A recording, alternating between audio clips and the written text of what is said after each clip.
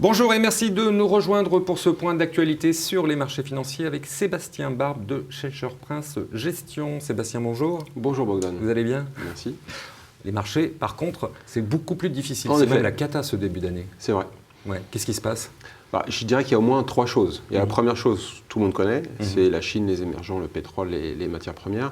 Puis il y a aussi deux autres petites bombes qui sont en train d'exploser dans le marché. C'est-à-dire?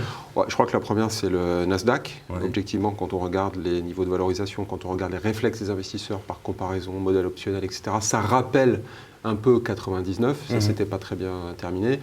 Et je dirais que la deuxième petite bombe, c'est quand même le S&P.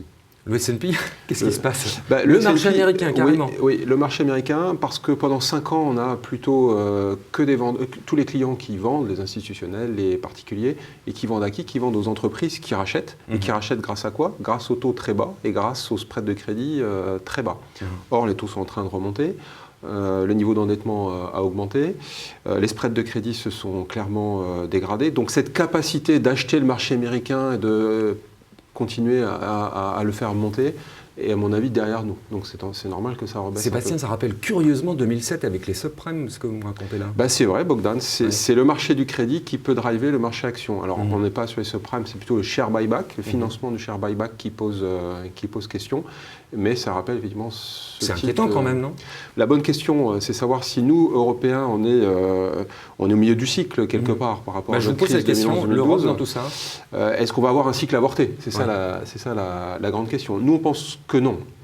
Bien sûr, la Chine, si ça ralentit trop fort, on sera quand même impacté. En revanche, la bulle du Nasdaq, c'est quand même pas tellement notre sujet. Et puis le share buyback, le S&P, pas tellement notre sujet non plus. Et puis ça touche, c'est quand même pas les mêmes ampleurs que les subprimes. Ça ne touche pas les particuliers moyens aux États-Unis. Je ne crois pas qu'on devrait être trop impacté par ça, même si forcément, quand le marché américain baisse, c'est pas terrible pour le reste des marchés. Alors, d'un point de vue gestion, qu'est-ce qu'on peut faire? Il faut sans doute avoir un biais un peu plus prudent, un peu plus structurel, avec un petit peu plus de cash, non pas pour dire on rachètera quand ça ira mieux, mais justement pour être plus opportuniste, plus tactique. Et on voit comme en ce début d'année, le marché baisse très fortement. Il y a des choses à faire, objectivement. Les marchés offrent de nouveau des possibilités, mais il faut pouvoir rentrer dedans et ressortir assez vite. Mais est-ce que vous avez une solution? Alors, c'est tout le débat des fonds échéances, d'ailleurs, Bogdan, si je puis me permettre. Quel est le rapport avec la situation? Parce que finalement, dans l'histoire des fonds échéances, à chaque crise, on en a lancé un, et puis ça marche bien très d'ailleurs. bien, et puis à la fin, ça devient du monétaire. Donc vous allez refaire un fonds échéance. Et puis on arrive à l'échéance, et puis il y a une nouvelle crise, donc ça tombe bien, on en relance un. Donc on pourrait se poser la question aujourd'hui. Vous en relancez un fonds échéance qui arrive à échéance. Et bien on ne va pas le faire. On a décidé de ne pas le faire. Parce qu'aujourd'hui, relancer un fonds échéance, ça veut dire aller à chercher du 7 ans, aller chercher plus risqué, plus long. Alors les taux sont à 0, je vous le rappelle. Et quand même, d'ici 7 ans, on va bien avoir une récession aux États-Unis, on va bien avoir quelque chose comme ça. Avec ce que vous venez de Donc nous ça dire, ne nous paraît pas tout à fait opportun de dire à un client, vas-y, on repart pour 7 ans. Donc nous, on va le changer, ce fonds échéance, on va essayer de le garder, bien sûr, c'est notre métier. Et on va essayer d'appliquer ce que je disais juste avant. C'est-à-dire qu'on va essayer à la fois d'en faire un fonds de rendement, donc sur, on va dire, 50% du portefeuille, mais plutôt du rendement sur des titres avec une certaine visibilité à moins de 3 ans. Moins de 3 ans, on a quand même de la visibilité. Avec ça, on arrive à générer plus de 2% déjà de performance, juste sur ces 50% de portefeuille.